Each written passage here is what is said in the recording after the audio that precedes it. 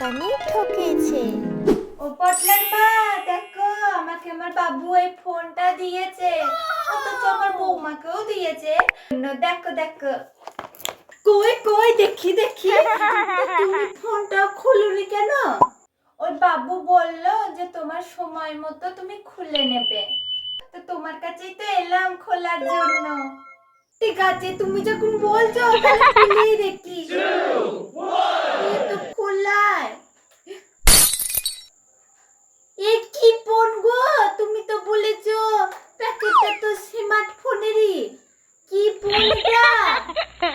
দেখো পাতি ফোন। কি দেখি?